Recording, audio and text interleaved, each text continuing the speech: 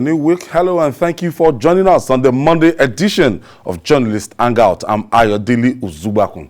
Today on the program, President Buhari, Judge Ware and others commend Tinubu's pan-Nigeria approach, says Nigeria better, stronger together despite ethnic tensions.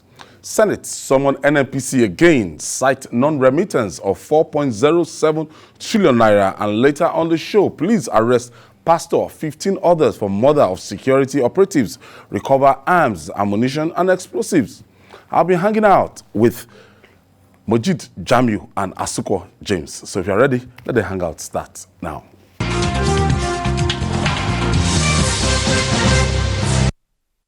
Yes, thank you for joining us. With the team, our common bond, our common wealth, and an impressive lineup of dignitaries from within and outside Nigeria, the third Bola Ahmed Tinubu colloquium was top-notch. President Muhammadu Buhari, George Opongwe of Liberia, and others commended Tinubu for his pan-Nigeria approach. They asserted that Nigerians are better off and stronger together despite rising ethnic tension.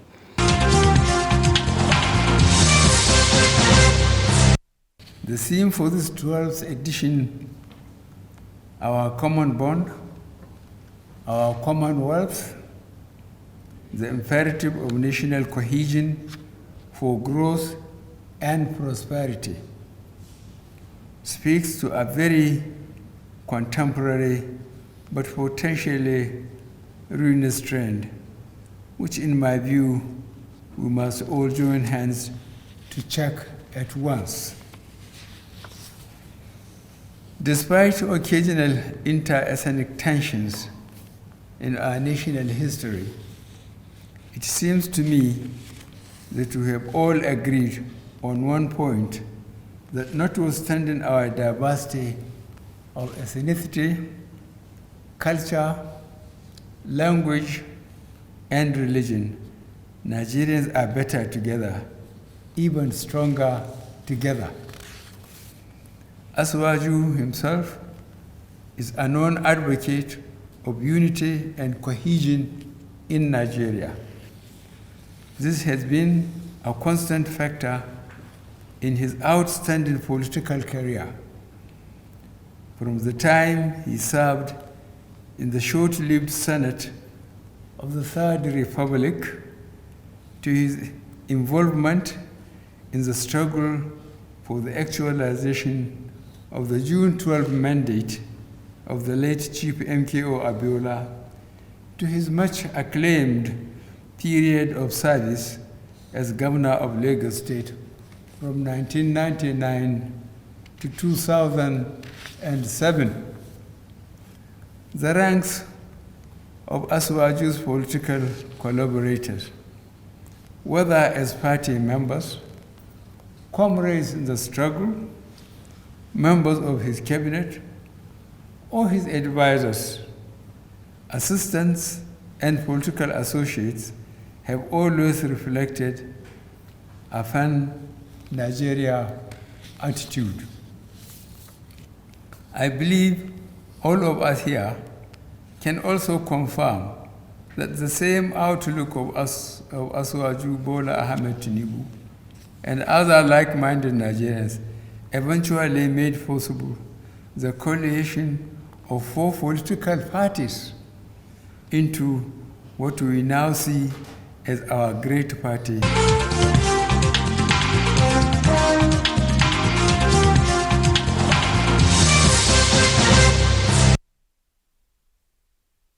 President Muhammadu Buhari, in a speech, acknowledged the fact that Bola Tinubu has decided to hold this colloquium in Kano. And when Bola Tinubu stood up to talk, he acknowledged that, look, his hosts, that Governor Ganduje is a Fulani man and a Yoruba man in Kano to celebrate his birthday. That is the beauty of unity in diversity, that in spite of the agitations we've been having, before now, we've been having the IPOB agitation, and all of a sudden, of recent, we've been having the Oduduwa people coming up to say, look, that everybody wants to go their separate ways and everything. But with this colloquium today, one very strong message that was sent out with President Muhammadu Buhari as the chairman of the colloquium, it was like, look, we are stronger together. Together we stand, divided we fall. Majid. Yeah, you can see the. No, first and foremost, let me say a happy birthday to the leader of leaders, Asiwaju Bola Ahmed Tinubu, as he turns 69 today, and can only wish him more purposeful leadership as he continues to work stronger in life, in good health. Now, you can see the array of the gathering, the dignitaries that we have in Kano today. Very, very significant. I mean, for the fact that, like you said earlier, Asiwaju is a Yoruba man. You can see the number of governors in Kano today, not even talking about those who are held up because of the weather in Abuja. Yes, because of the weather. I mean, I could see the governor of Lagos State, the governor of Ekiti State, Ogun State, Osun, the ministers, and even the vice president held up in Abuja. They had to join via Zoom. Yeah, they had to just at the airport there. Even still thinking that the weather could improve and they could eventually go. And also, a personality that also struck me at that event today, apart from George Weah, the president of Liberia, is Professor Funmi Olorunshakin. Yes. I mean, 56-year-old, proudly Ekiti, and also a professor of leadership and conflict resolution from King's College. I mean, that prestigious King's College. I mean, she's one of the most revered professors at King's College. I mean, they are speaking about leadership qualities of Asiwaju, and also moderating in one of the sessions. I mean, you can't ask for a better way to celebrate a birthday. I mean, given the fact that, of course, Asiwaju, that birthday celebration has proven that, it's not a Yoruba leader, but rather a national leader. I say once again, congratulations and happy birthday to the Jagaban Bogu. When Adebayo was reading out the CV, I thought I'd already gone through Asiwaju's CV over and over again. But when Adebayo started reading out his CV and everything, and saw the first class, saw everything, and one thing that struck me is that even as his days as Lagos State Governor, President Buhari even said it, that look, that the setting up of APC and his friends, that you know the kind of person he is, because of the way he reaches out, the kind of people that were there today, and you say, look, for this man, it has never been a Yoruba thing. He never wanted to be seen as one Otuduwa leader or Southwest leader. He doesn't like that. He wants a better Nigeria, and that's what he's clamoring for today in his birthday.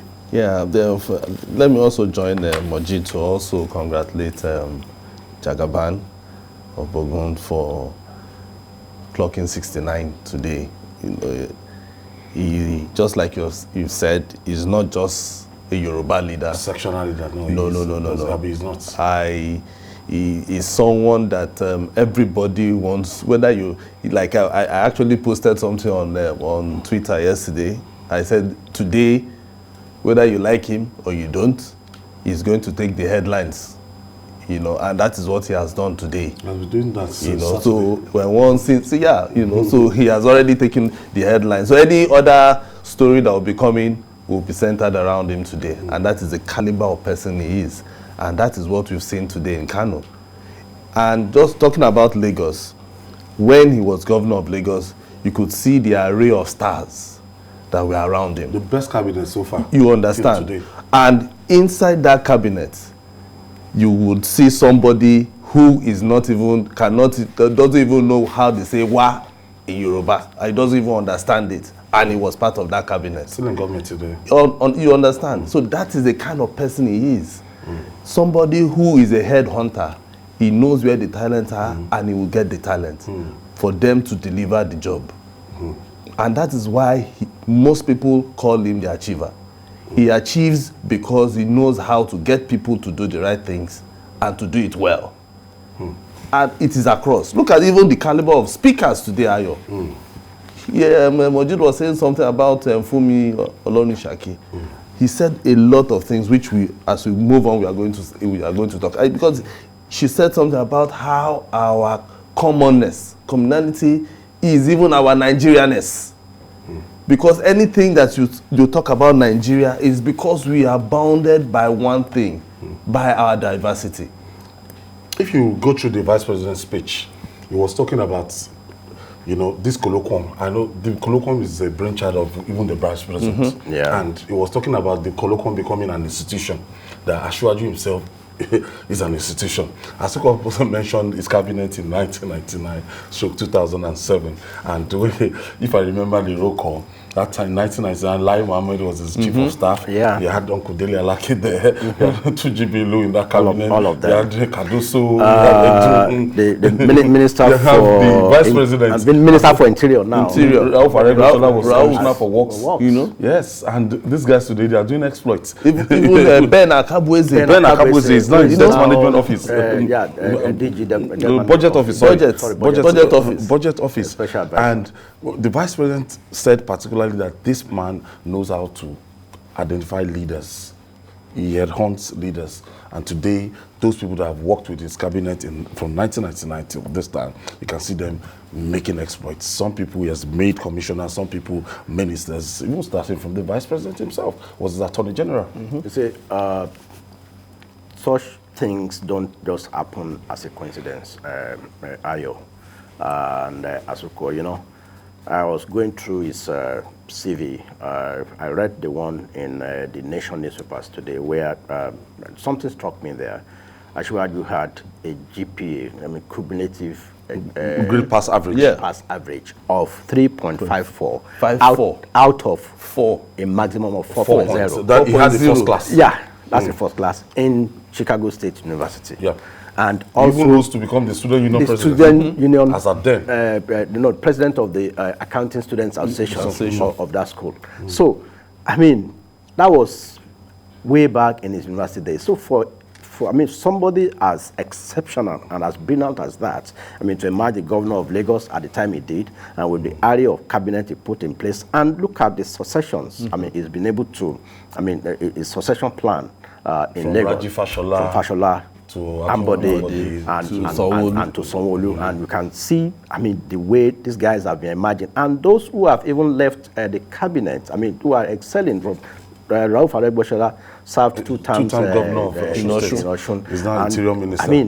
It was also part of that Radio Kudurat initiative that brought the likes of Kawade Fayemi, who is also a governor in Ekiti State, the likes of Baba Femi Ojude. And look at what the VP said. The VP as Commissioner for Attorney General and Commissioner for Justice in Lagos revolutionized the digitalization of the judiciary system in Lagos. Till tomorrow. If you go to any court in Lagos today, you see the ambience. You can very digitalized and chilling ACs in new courtrooms. Almost all the courts. You will think a lot of judges were fired. That is it. So, this is a revolution. If you have a leader who has followers, who has commissioners or aides that will not be able to express themselves, no matter how good the leader is, if you don't allow your aides to express themselves, look at the kind of... The cabinet meeting they have, the robust discussion. Very puts things into votes. Exactly. Very robust. So you can see that it won't be one-sided. They even shoot down some of his own suggestions. Yes, it will now even have to at times. To democratize. Somebody told me that you have to even go and lobby some of them. Say, oh boy, let us do this thing this way. The way you guys. For a governor to even try to lobby some of his cabinet members. We have had instances where, the governor is, we have some states like that in Nigeria where the governor is Lord of Mano. Lord of Mano. I don't want to. No, even go to the assembly, go and oversight. And I want a situation, I pray that probably by next year, 2022, will be hosting this kind of colloquium in Port Harcourt or Enugu Nigeria. or Imo. Exactly. Because now we've had several ones in Lagos, we've Abuja. had in Abuja. This is Kano. And I think next year, I mean, I see a situation where Imo It moves down to the east. Imo or Port Harcourt will host it. I mean, it's to really Nigerianize the colloquium. I mean, it's a When they were beautiful setting. playing the one of his documentaries, the animation. The animation. Yes, I saw a soundbites when he was saying how, you know, it was the first in so many things in Nigeria. If you check this traffic warning, they discovered that FRC people, these road safety people, they were not enough to complement Lagos traffic. And a law that established last man came. If you remember last man, Loma. And so we started talking about how he got inspired to buy JAM form and WAEC form for students and talking about the compassionate side of him. And ever since that time, any government that wants to come, anybody that wants to do something, it's always on that basis. That you can't take away from him, and that is, I think that is why so many, he has endeared himself to so many people, because from everybody that I've met, you know, who have come directly in contact with him, you know, they will always tell you that he won't show them out away. He will always tell them, he will always, you know, listen to what they are saying and give that assistance in any way possible. Either financially or even if you want to tap from his wisdom, he will always be there to, you know. And that is what has shown across. You know, you can be a leader, but for you to lead, you must always have foot soldiers. And that is what Asiwaju represents. He's a leader with foot soldiers. People who are willing and ready to go to any mile with him because of his benevolence, because of his kindness, and because he has something upstairs for you to always, you know, sit down to get from. Success without his successor. His failure. So his ability to identify people. He will identify you, even if you come and you tell him that you are in need. He will always find a solution to you and even offer more solutions from people who have, you know, met with him. You know, so that is the kind of person. So I tell people that Asiwaju is not just, he's like one in every century. We had the likes of Awolowo then, one in every century. We had Ahmadu Bello, one in every century.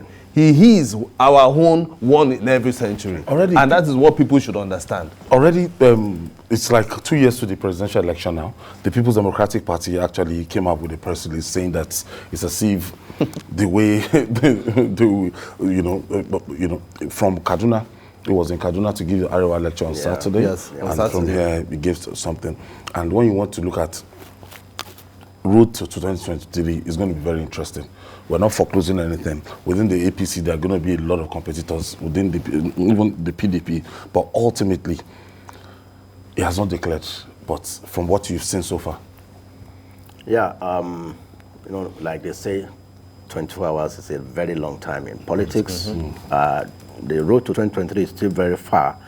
But all pointers, all facts point to the fact that there is a build-up to 2023, no doubt about that. That he might decide to throw his hat into the ring. Yeah, I mean, of course, he is a Nigerian, he's qualified, he has the attributes. So also are others, both within and outside of the APC. A lot of people will still come. I mean, a lot of things will happen between now and 2023, but it is on record that the PDP are already jittery of the towering figure of Asiwaju, and they know what he's capable of doing. Exactly. I mean, that's why they are saying that, they are alleging that the colloquium, I mean, this is the 12th colloquium anyway. Yes. And this is not the first time it's been held outside of Lagos. It was held, I think, about 3 or 4 years ago in Abuja. So for them to now say that the one that is holding in Kano today is because of 2023, which is like 2-3 years. Just 2 years. 2 years away. If you remember a date like this, 2019, we were having the presidential election. So then, as we go, we are talking about diversity as in being together, that united, standing. There's a kind of growing agitation especially in the Southwest right now. With the advent of Sunday Igboho, you see people talking about Oduduwa Republic. The president said it in a speech that he fought the Civil War. He understood the intricacies and he understand the intricacies of the Civil War and the hills of the Civil War. That look, what some people are clamoring for and what some people are agitating for, because they've not experienced it, they don't know about it. That it's more complex than what you think. If somebody is saying, let's go to Oduduwa Republic, somebody was quoted the other day saying, oh, we are going to the ports, we are going to lock the ports, we are going to the airport, we are going to lock the airport, we are going to the border, we are going to open the border, and he was saying it authoritatively and it was declaring Oduduwa Republic, and who is this joker? No, the thing is, we need to understand that Nigeria has grown for us to, we have to find a way to be united. Bigger than the US. Because Ashwaju said something some days back about if anything happens to Nigeria, do you know the number of West African countries that will be in serious trouble? Serious trouble. Because we'll be moving straight to Ghana, Mali, Togo. Mali, these are small like countries. That. Those are the countries that will bear the brunt. Because we are 200 million people. Plus. 200 million plus. You know. So if anything happens to Nigeria, those countries are in trouble. We are quick to go to the social media and say, because some people, no, the thing is, let's leave that, because most people just feel that it is like movie. When you are watching movie and they are shooting, hey, one James Bond will come, will kill like 10 people, and then that is it, you won the war. It's not like that. This is a whole country with different languages, different people, different ideology, constitutional authority, and so many people with different interests. You know, so we have to learn to live together. Yes, Professor Fumi brought some ideas on how we can begin to listen to the silent voices, the silent spaces around. And I think that is a very, very vital point for me in this colloquium today. Those silent voices that we feel that they don't have any hope, because those silent are those ones that they are the NSAS people. Yes, Mojid, there's this growing agitation. You cannot say all is well with Nigeria, and you cannot say some ethnic group, they're not feeling kind of oppressed. They are saying that they are being oppressed and there's no equity and justice. So lately, there have been growing agitation and they have sympathizers, and their numbers, they're growing in number. That means something is wrong with this big entity called Nigeria. Yeah, a lot of things are wrong. People have been talking about restructuring and I mean, a need to actually do a devolution of power, that the power is too concentrated at the center, and that we have to do something about the way we share our resources and stuff like that. And you know, there's no doubt about that. Like Asuko said, we have several problems, several issues in Nigeria, but it is not enough for us to say breaking up or war balkanizing the country is the solution, because it's more complex than we think. I was born a year after the Civil War ended. I didn't witness the Civil War, but then I've read stories. And you see some, and I've seen people who witnessed the Civil War, and it is not something we want to experience. Like Azuko said, Nigeria is too big to go into to dismember, as it were. I mean, Ghana, Togo, Republic of Benin, they can't even handle people coming from Lagos alone. So these are things we should look at. I mean, and the way we train, government must try to. Yes, government must listen to. I said there are issues. Everybody knows that there are issues. We have to find a way to listen to them. And especially our National Assembly. The National Assembly members should find a way of rejigging the Constitution. These issues must be addressed. Before the answers that happened is a pointer to the fact that a lot of people are not grieved. happy. A lot of people are not happy. A lot of people are going through serious pains. That, I mean, the purchasing power of the average Nigerian now is shrinking. And when a man does not have money or food, I mean, it becomes agitated, angry. They take to arms. So they take to arms. So these issues must be resolved, and I'm happy. Like Fumi Olonisakin, I mean, from his from our presentation, spoke about the need to listen to those small voices. Look for a way to bring them to the round table and negotiate and find a way of actually practicalizing the food for all, the job for all, the appointment for all. Ashwaji talked about 50 million people. 50 million can be recruited into the army. That can be recruited. I mean, and then if they want to feed, the farmers are there. So the breakdown alone, just mere analyzing, you know that there's something there. All right. We'll take this break. When we come back, we'll discuss more. It's still your favorite current affairs program, Journalist Angers. We'll be right back after this time out. Please don't go away.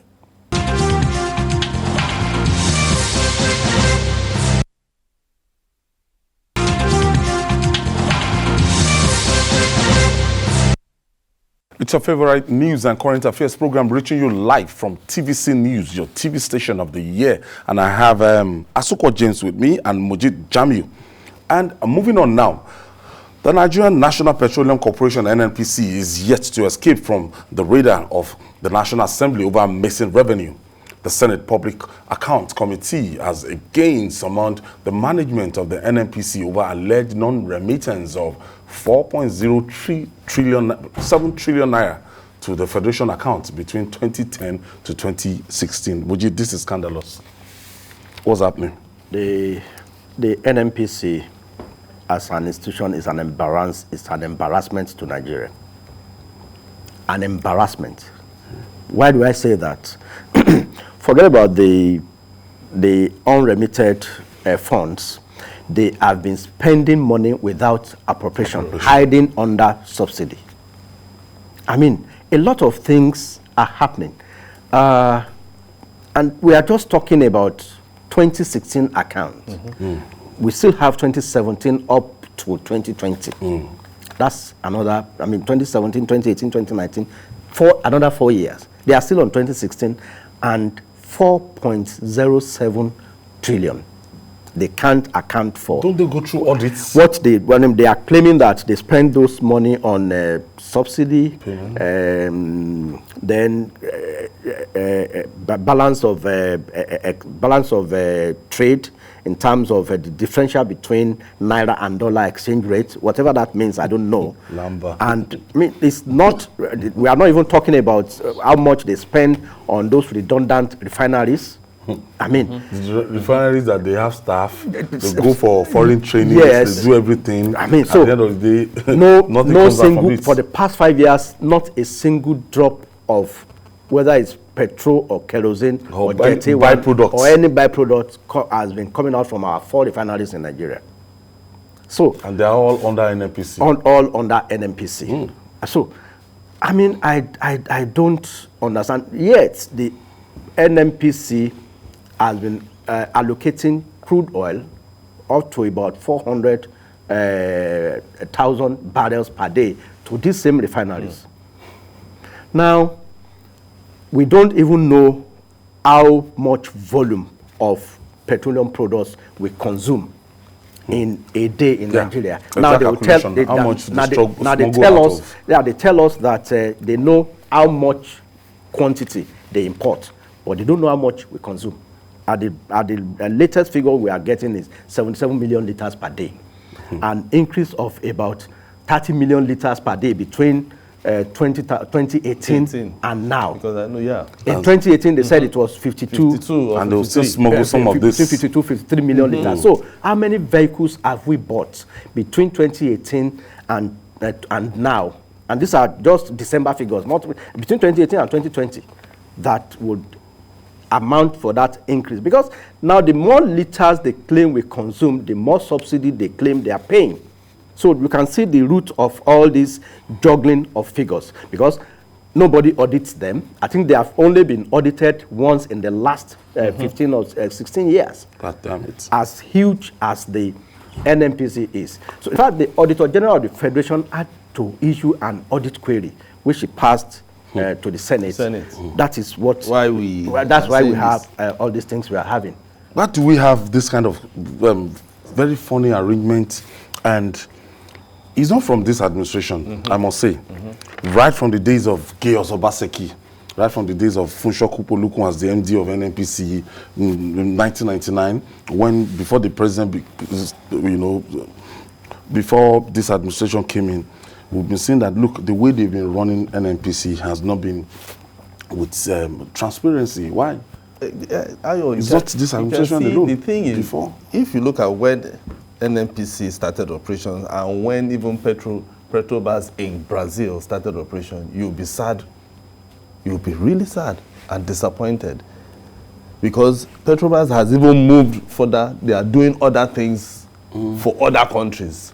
But our own NNPC, we can't even refine half, not even 1 liter of petrol. And that is why if you look at even the NNPC, the way it's set up, is as if it is just a cash cow for some people. Then once they come, you take your own, you chill. You come, you take your own, you chill. Everybody just want to take your own. And even when, because last year I know the NNPC GMD was saying that at least they even brought out the annual financial statement for 2018 and 2019, but it's not enough, because now that they've accused the NNPC of dipping his hands into the cookie jar, is a very big, serious matter. Because, I remember then too, he was saying that there's no how that they won't remit monies that is meant for the Federation account, because all monies will have to go to the central bank. But there is always ways this money usually leaves the account.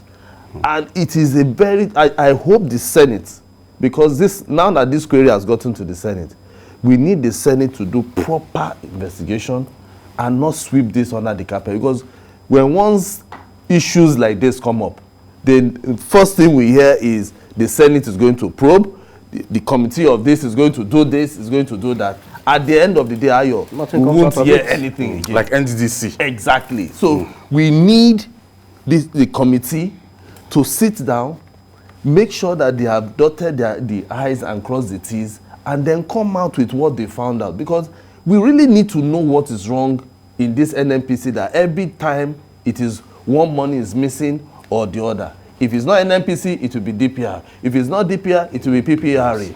And that is what the Auditor General is saying. So we need to sit down. The Senate committee needs to see how they can stop these funds from missing. Because it's our money, Ayo. It's our money. Yes. Mujid, how do we stop this loophole?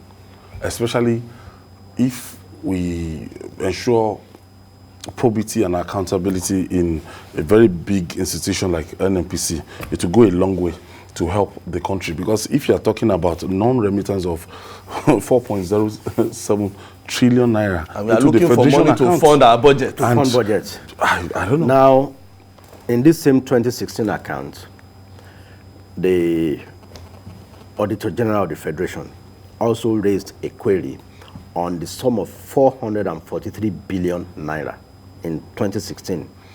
Said they cannot account for it. They just put it there as a lump sum that it was spent on subsidy payments and repair of pipelines. They are always repairing pipeline. What are these pipelines carrying? I mean, they can't explain.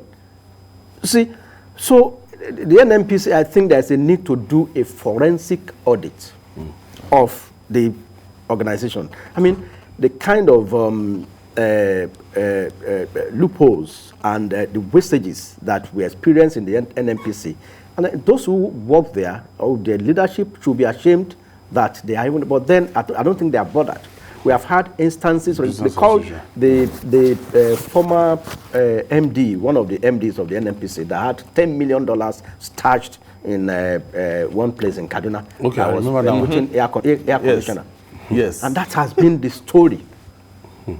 And that has been the story. Was that money $10 million? It was in dollars. It was in dollars. In one village or one village. No road in that village. No road to the village, but he was able to put air, a generator and air condition, AC for the so that the dollar can be enjoying. So. Money that you can't even finish spending in your lifetime. In your life, $10 million. I mean, I think something around that then. So, the corruption and the fraud in the NNPC is something that should draw the attention of the executive. The auditor, they should call in auditors and audit that place. It is a national embarrassment. There are some things they cannot explain. You keep budgeting. We have 4 refineries. This is the same NNPC that manages these refineries. Why is it that anything that government has its hands on will always collapse? Exactly. Now Dangote refinery is coming, and you will see the management of a private-owned refinery. Now we have to rely on a private individual with capacity of 650,000 barrels per day. If you see the figures. I think the largest in Africa. Yes, it's the largest. Yes, are we saying that Dangote is richer than Nigeria or what? Or that? I mean, from over the years, NNPC is in a position to even start setting up modular refineries that cost on his own, based on the money they are making. Yes, about $2 billion. Now we are spending $1.5 billion to repair Port Harcourt refinery, and it's like you have a Peugeot 504 1970 series edition. You now want to. I don't know how much we spend on that Peugeot 504 1970 that will bring it. I mean, to Ferrari of 2020. Don't even go to Ferrari. Even Toyota Camry. That you want to now put it on the road on Lagos Ibadan Expressway with. If you remember the former vice president, his own criticism said most of the past refinery like Port Harcourt refinery was sold in Texas, and it was sold for I think $1.2 billion. Why do we want to use $1.5 billion to carry out turnaround maintenance? Exactly. You know, so it doesn't. It's inexplicable. Now, what they are even saying now is that it's not our own money. But you know, when they tell you it's not our own money, you have to start thinking, because they said it's from Afrimex, Afrexim Bank, and some other people. Then we will be contributing about $500 million or thereabout to make it the counterpart fund. Yeah, the counterpart fund and all that. But at the end of the day, you know, the thing is, we have not gotten to that point whereby we see results from all this turnaround maintenance. This turnaround maintenance I've been hearing since when I was in primary school. At the point, I thought turnaround the term was with time the West. Yes, because it's been long. Honestly. And nothing has been done. It's all the charm. I think all those who are in charge of NNPs by now should be ashamed. Because we've been hearing this turnaround maintenance. Should be in jail. You know, no, because if they are let's start with shame. Then from there, prosecution. You know, Ayo, it is because people are not prosecuted. That is why things like this happen. It is when they start prosecuting people for all these small things, because they are even big, except they are not even small. That is when people will now know that if I'm going there, I'm going to serve and not to just steal. That's about the juiciest sector. It is. The Senate also found out that it's only customs remits its money directly to the federation account. Without taking out of all revenue generating agencies, including FRS, DPR, PPPRA, all of them. And JAM too, even JAM that people are not even thinking about. So, I think, but the Senate in its oversight function, by the time they do some abracadabra, you won't hear anything about it again. Just like the drama that followed the audit of the NDDC. We have not heard anything after that. So, but I think they should pursue this NNPC logical conclusion and let Nigeria account into a logical conclusion. I want to see beyond 2016 prosecution account. Yes. I want to hear about what happens to the 2017 audited account, the 2018 up until 2019 audited account. All right, reaching home stretch now. The Nigerian police are turning the heat on criminals attacking personnel of the force nationwide. Now, the police arrested a pastor and 16 other suspects in connection with recent attacks on operatives in the southeast region. One of them is notorious Gochuku Samuel, alias Biggie. Let's share some of his activities and confession with you.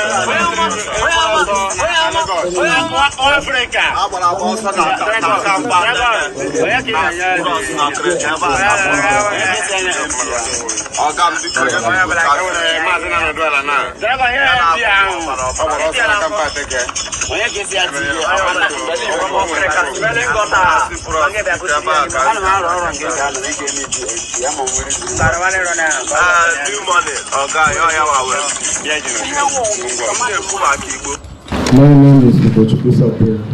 I'm from Abia State, Arochukwu local government, alias Biggie. I'm a member of ESM. I joined 2017. I'm a second in command in Special Force, ESM. I participate in the war with the shutters at camp. They attack us in the camp. And they will kill one policeman and 3 rifle. And the second one is the one that they will have open fire with the soldiers. They are 4. So I get this injury. Before I get this injury in my leg, they arrest me in the hospital. In Oka. That's where they arrest me.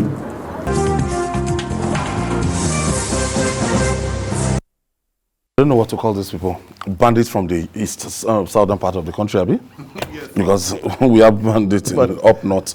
But one thing that is very important here is that these guys are responsible for killing officers of the Nigerian police, and this is of the military. And military. Police, yeah. And it's something that should not be condoned.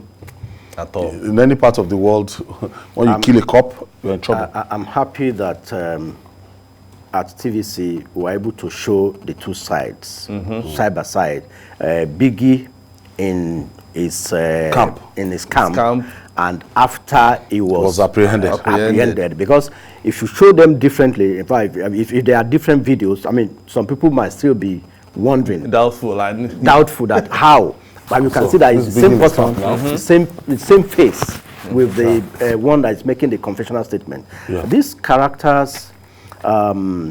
They have one pastor amongst them. Is that a pastor? A pastor. Well, he claims to be a pastor. And you know, they are not just Ayo, don't make that mistake. They are not just operating in the east. They have their networks all over the country, not just in the east. So it's like a ring. So when they do all these kidnapping activities, they have camps in several places where, I mean, they ask for ransom. I mean, they are basic. I mean, what they do basically is to attack. I'm sure my producer is trying to link up with the first PRO now, yeah, so that to kill policemen and make sure they decimate police stations and stuff like that, so that they can have a free reign. They even attack military convoys at times. I think the bullet wound he was trained was sustained during an attack, crossfire with soldiers, so on a patrol. So that's the biggie one. That's the notorious. His jazz actually failed him. Yeah, and 9 AK-47 rifles were retrieved from them. 17 AK-47 magazines. I mean, those ones that you see that they put on their necks, and 549 AK-47 live ammunition. I mean, those are the things they use in terrorizing. And even IEDs. About 10 IEDs. We have so proliferations of arms in Nigeria. This is worrisome. It's as if we're at war. The thing is, we are really at war. Let's call it as it is, because if they get access to this ammunition, because the porous, all the borders are porous. Do you want to talk about the one in the north? There are some places you go in the north, you won't even, they will tell you, that place is Niger, and what is crossing it is just one wood, one small stick. You know, the other day, if you even go to Idiroko border, what differentiates Nigeria from the other country is just one gate. One transparent gate like that. You can just walk. You just walk like this, and you've entered Benin. So our borders are just porous. And if we want to start with, we don't even know. Sometimes when once you ask the ministers or those in charge, how many borders do we have in Nigeria? They don't have an idea. They will just say, I think it is. You can't think. You need to know. We need to know how to secure our borders. There are areas that are even not that are unmanned. Of course, now because how do you want to? There are some places that you go to the north and you are driving kilometers, and as you are driving, you have even entered Niger and some other countries you won't even know. Because they are almost the same. And the smugglers have also created several routes. Of course, this is zero code. Sometimes you hear of firewall. How do you think they will pass the same border that same border that we are talking about? They have their own routes. They have other routes that they will enter to this same Lagos and Nigeria. So we have a lot to do in terms of manning the borders, in making sure that these light arms do not find its way into Nigeria. They were the ones that you see that they display. Maybe they get from the port or from the airport. It's because the person wants to maybe bring it for one particular reason or the other. There was a time customs displayed weapons that somebody was importing. We've not heard anything about it. We just heard that, okay, so they've gone to court. Who actually imported it? Because there will be somebody that imported it. And Nigerians we've not said anything about it anymore.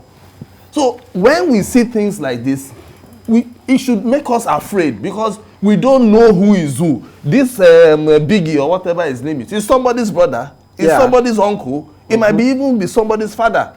A lot of people will now say, in fact, the same zeal in which these guys were clamped down, that people should spend the same thing on the bandits terrorizing them up north too. Yes, even all over the country. They are also in the southwest. They are everywhere. I think they are everywhere. So I think the police should step up. I mean, not just the police, the security agencies, the DSS, the police, and even the army should step up their efforts towards, capturing and bringing to book more of these characters like this, so that we can have a safer,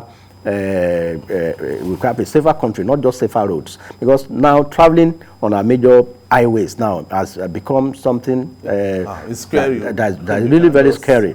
You have to think twice before you make a trip. Especially to the eastern part of the country, even the south, in the southwest. So you have to think. We want to think twice before embarking on road journeys, which used to be like a leisure in those days.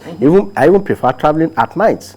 Especially going up north in those days with luxurious buses. But you dare not make such trips now. You can see them there. It's like they don't care anymore. Yeah, they don't really care. And now it's like it's like they are endangered species in the hands of these guys. Yes, especially the ones in the east. Yeah, I've seen a video that was posted online how they attacked a police checkpoint.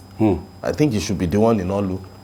You know, they killed the officers. Instant security network guys. They killed the officers, then set the police station on fire. Yeah, the Hilux, yeah. You know, so, and it is not, I remember 2-3 weeks back, it was like every week it was happening like that in the East. It I will think happen in it's this- Anambra, I it think will it's happen this in same Imo. gang. And you know, it was like, it was coordinated. Yeah. It will happen here, it will happen in Enugu, just like that.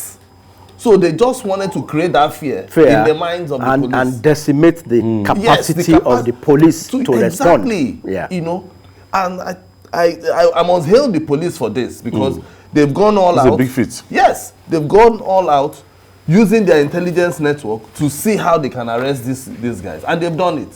So it means that if the Nigerian police really want to work, Yes. they will. So we are giving them kudos for that. Yeah. And so with the Honestly, same yeah, energy they've used. Yeah, to also do more of this. We need the more same of energy this. they've used, let them also move to the northwest and see how they can stop that kidnapping and banditry in the northwest. Because we need it. Yeah, to by be the time nipped in those the bud. bandits know that, I mean, the hand of the law is getting nearer to them, and some of them are being arrested. They'll make an example of some of them. Exactly. Make an example of some of them. They will stop their nefarious activities. I mean, because it's like they are running riot all over the country, almost everywhere. As well, even some areas in Lagos, you'll be shocked. Areas like Ikorodu, Mushin, you'll be shocked. Activities of these boys, as you know, you feel that Lagos is secured, but on a daily basis, when you go to Aja, Lekki, I just wanted to say Awuyaya, Aja. The people in the Aja, cultists, they that always- place is under siege. No, it's completely under siege. You know, because cult activities, and in Surulere, Surulere here. Yes, in Surulere. Cultism is now like a normal thing. If you are not in one cult group, then you'll be in another cult group. And every night, the people who there was a particular time in Surulere, they couldn't even sleep because they were just shooting gun and entering into people's houses and killing people. You know, it's just because we have just kept the story down. Not that we are keeping it down, but because the police actually stepped in and to nip the crisis in the bud.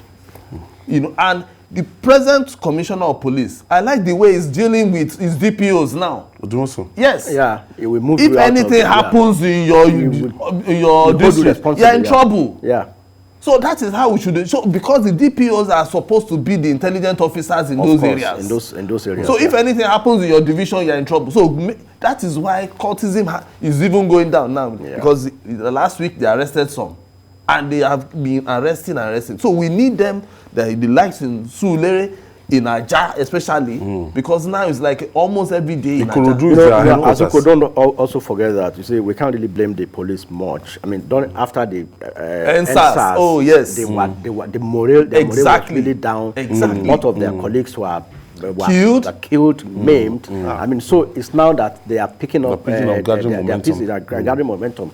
And I also, I think kudos should also go to the Lagos State Security Trust Fund under the governor, who has released some vehicles to them and some other things to boost their morale. I think, but beyond that, we need more of this networking and coordinated efforts at arresting these criminal gangs. Okay, we also encourage the Inspector General of Police and the IRT guys. Exactly. And they've been doing wonderfully well. Exactly. The way they've been going around busting these guys and bringing them to books. Somebody said he's a pastor. I wonder how a pastor will get himself involved in this. You know, not everybody that's called a pastor is actually a man of God. Definitely. No, maybe he's the one that is always giving them spiritual guidance. He will pray for them. You see, the thing is, there's no job that is not at risk. So if you are going now to go and see, you say, God, please, let me don't let them catch us. Don't let them. So he will also pray so that nothing will happen. It's just like jazz too. You understand? So that pastor is also giving them spiritual powers. But we tried getting across to the first PRO. That we had technical issue, and my producer just talking to me, Mr. Frank Uba. He called me before the program, and I think maybe tomorrow we can review this, so we get across to the first PRO. That is Deputy Commissioner of Police, Yes. Frank Uba. We just want to even take, this is a good fit. We are encouraging them to go all out for all these criminal gangs. They should sustain this tempo, because criminals like this, let us name and shame them. Exactly. At least, like Azuko said, I mean, this is the father of somebody, a friend of somebody, All right. son of somebody. Have to leave it there. Asuko James, thank you for your contribution today. Thank you so much. And Mujib Jami, thank you for coming around today. Yo, thanks. Hey, Yes, and that's our offering today. Join us tomorrow for another episode of the program. Don't forget to join us on Journalist Hangout on Sunday from 1:30 p.m. to 3:30 p.m. We're on YouTube, youtube.com/TVC News Nigeria. I'm Ayodele Ozubakun. Bye for now, and please stay safe.